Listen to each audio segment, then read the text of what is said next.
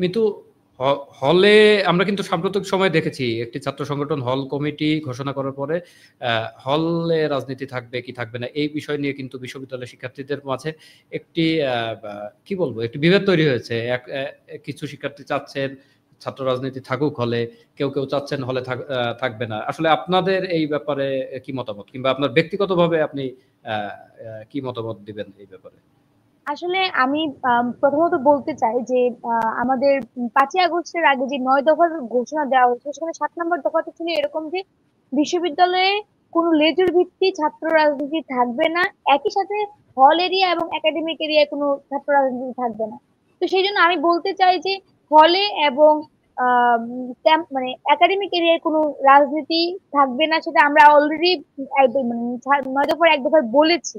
এবং একই সাথে আপনি যখন দেখতে পেয়েছেন যে 17ই জুলাই প্রত্যেকটা ঢাকা বিশ্ববিদ্যালয়ের প্রত্যেকটা হল থেকে যেভাবে ছাত্র রাজনীতি নিষিদ্ধ চেয়ে একদম সাইন করে যেভাবে কমিটমেন্ট দিয়েছিল, সেই কমিটমেন্টের পরে গিয়ে এখন যদি কোনো দল কোনো ছাত্র সংগঠন যদি তাদের কমিটি দেয় এবং সেটাকে যদি তারা রান করানোর চেষ্টা করে এবং আগের কালচারে ফিরিয়ে নিয়ে যায়, তাহলে অবশ্যই আমি বলবো যে আমি আসলে হল রাজনীতি এবং একাডেমিক এরিয়ায় কোনো রাজনীতি চাই না।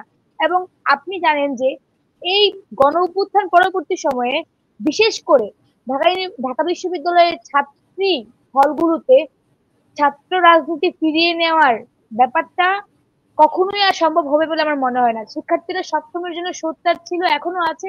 আগে হয়তো একটা সময় মানে কথা বলার মানে সুযোগ পায়নি, তো তারা যখন সুযোগ পেয়েছে তারা কিন্তু দেখিয়ে দিয়েছে আসলে তারা কতটুকু সোচ্চার যে কোনো মানে যে কোনো বিষয়ে প্রতিবাদ করতে পারে। সেই জায়গায় আমি বলতে চাই যে যারা আসলে হল কমিটি দিয়েছেন এবং যেহেতু ডাকসু নির্বাচন এবং সামনে ডাকসু নির্বাচন এবং প্রত্যেকটা মানুষই হলে হলে গিয়ে তার প্রচার প্রচারণা চালাতে হবে, বিভিন্ন কাজকর্ম করতে হবে এবং হলে যারা আছে তাদেরকেও কাজ করতে হবে। সেই কাজগুলো কিভাবে করতে পারে এবং ছাত্র সংগঠন গুলো হলের কার্যাবলী গুলো কিভাবে চালাবে, সেটা নিয়ে একটা আলাপ আলোচনায় আসতে পারে। যেহেতু আমরা জানি যে প্রশাসন এই 8ই আগস্টের আন্দোলনের পর আসলে একটা সিদ্ধান্ত দিয়েছিল যে হলে কোনো সুপ্ত কিংবা গুপ্ত রাজনীতি থাকবে না। এই জিনিসটার এই যে কথা, এই কথার কিন্তু কোনো মানে ব্যবহারিক কোনো কিছু আমরা এখনো পর্যন্ত দেখতে পাইনি। তো আমরা জানি যে প্রশাসন বিভিন্ন ক্রিয়াশীল ছাত্র সংগঠনকে ডেকেছিল, কিন্তু তারা কোনো সুরাহা করতে পারেনি।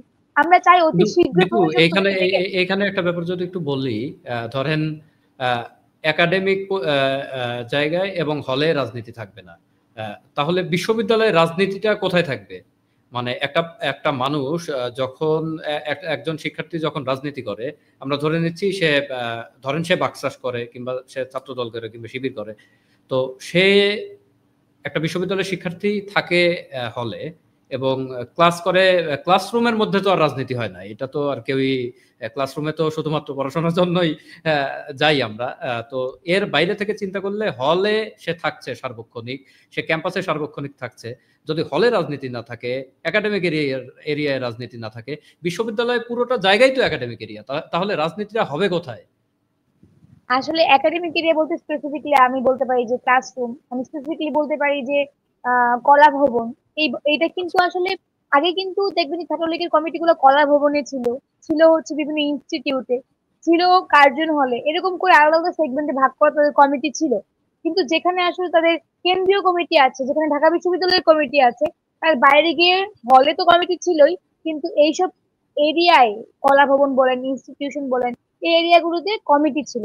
তো সেই জন্য আমি বলতে চাই যে এগুলো কিন্তু একদম পুরোপুরি কলা ভবন, একটা নির্দিষ্ট একটা ভবনের মধ্যে একটা কমিটি দিয়ে দেওয়া কিন্তু যে সে কথা না। এই তার মানে কলা ভবনে যে কমিটিটা দেওয়া হয়েছে তাদের কি থাকে, একটা জোর থাকে, জবরদস্তি থাকে প্রশাসনকে যে কোনো কাজে বাধ্য করতে। এবং প্রশাসন কি করে, যেহেতু তারা দলীয় কোরামের মানে শিক্ষক হয়ে থাকে, প্রশাসন হয়ে থাকে, তারা তখন তাদেরকে মানে তাদেরকে সার্ভ করে, তাদের বলা যায় যে যে তাদের দাসত্ব বরণ করে নেয়। তো আমি সেই থেকে বলতে চাই যে আমিও তো একটু আগে কোট করলাম যে আসলে তাহলে ডাকসু নির্বাচনের প্রচার প্রচারণা বা পরবর্তী সময়ে আসলে তাহলে হল রাজনীতি কেমন হবে, হলের রাজনীতিটা আসলে স্টুডেন্টরা কিভাবে করবে বা হলে যারা আছে তারা কাজ কিভাবে করবে, সেটা নিয়ে আলাপ আলোচনায় বসে যেতে পারে।